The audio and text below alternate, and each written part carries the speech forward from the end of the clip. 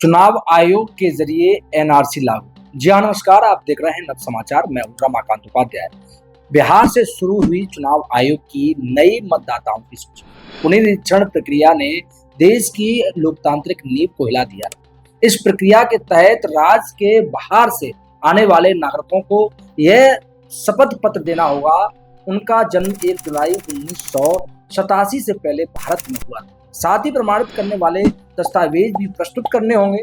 चुनाव आयोग की इस कार्रवाई से मतदाता सूची में नाम शामिल कराने के लिए न केवल पुराने और दुर्लभ दस्तावेज मतदाताओं को देना होगा, आम आदमी, खासकर गरीब, दलित, आदिवासी और अल्पसंख्यक को मतदाता सूची से बाहर निकालने का यह एक सुनियोजित प्रयास का आरोप विपक्षी दल लगा रहे। पश्चिम बंगाल की मुख्यमंत्री ममता बनर्जी ने इस एनआरसी से भी खतरनाक बताते हुए चुनाव आयोग और केंद्र सरकार को चेतावनी दी है। उन्होंने इसे भारत के लोकतांत्रिक पर एक घातक हमला बताया है। उनका आरोप है कि चुनाव आयोग इस कार्रवाई से गरीबों और प्रवासी मजदूरों को मतदान अधिकार से वंचित करने की एक साजिश है। असदुद्दीन ओवैसी ने भी इसे गुप्त एनआरसी बताते हुए विरोध दर्ज कराया। बिहार के पूर्व उप मुख्यमंत्री तेजस्वी यादव ने इसे सीधा गरीब और वंचित तबकों के मत के अधिकार को छीनने का कृत्य बताया। चुनाव आयोग इस कार्रवाई के पीछे जो तर्क दे रही है, उनके अनुसार मतदाता सूची की शुद्धता के लिए संविधान के मूल भावना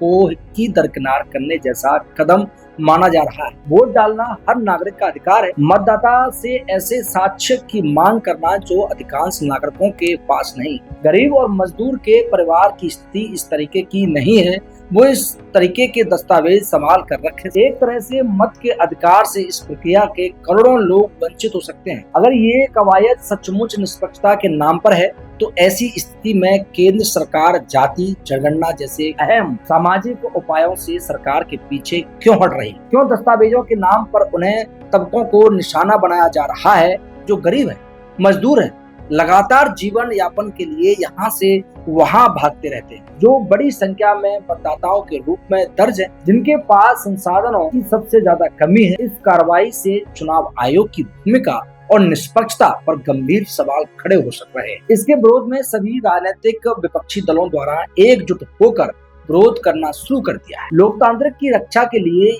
यह पहला और आवश्यक कदम है। चुनाव आयोग की यह सिर्फ एक दस्तावेजी प्रक्रिया नहीं, चुनाव आयोग द्वारा किया गया यह संवैधानिक की हत्या पर प्रहार। जिस तरह में करोड़ों लोग नदी के किनारे रहते हो, हर साल बाढ़ आती हो, रोजगार के लिए उन्हें अपना घर छोड़कर सैकड़ों और हजारों किलोमीटर दूर जाना पड़ता है, जहां घर में जन्म हो जाते हैं, जिन्होंने अभी अस्पताल के मुंह नहीं देखा हो, जो कभी स्कूल नहीं गए, उन्हें कागजों में समझ नहीं है, समझ है भी तो वह संभाल कर नहीं रख पाते क्योंकि उनके पास उन कागजों की कोई अहमियत नहीं। एकाएक चुनाव आयोग ने जिस तरह से बिना राजनीतिक दलों के साथ सलाह मशवरा किए हुए बिहार की मतदाता सूची का शुद्धिकरण करने की बात कही है, ये शायद ही किसी को स्वीकार। अभी काम शुरू भी नहीं हुआ है और विरोध शुरू हो गया। चुनाव आयोग जब चुनाव के नियमों में कोई परिवर्तन करता है, कोई नई व्यवस्था लागू करता है, उसकी जिम्मेदारी होती है कि वह सभी राजनीतिक दलों को विश्वास में लेकर निर्णय करे। जिस तरह से चुनाव आयोग विपक्षी दलों के निशाने पर है, ऐसे समय में लाखों मतदाताओं को मतदाता सूची से बाहर करने का जो प्रयास चुनाव आयोग द्वारा किया जा रहा है, उसकी तीव्र प्रतिक्रिया स्वाभाविक है। चुनाव आयोग को समय रहते इस पर पुनर्विचार करने की जरूरत है। देखते रहें नव समाचार। तमाम ऐसी खबरों के लिए हमसे जुड़े रहें। नमस्कार।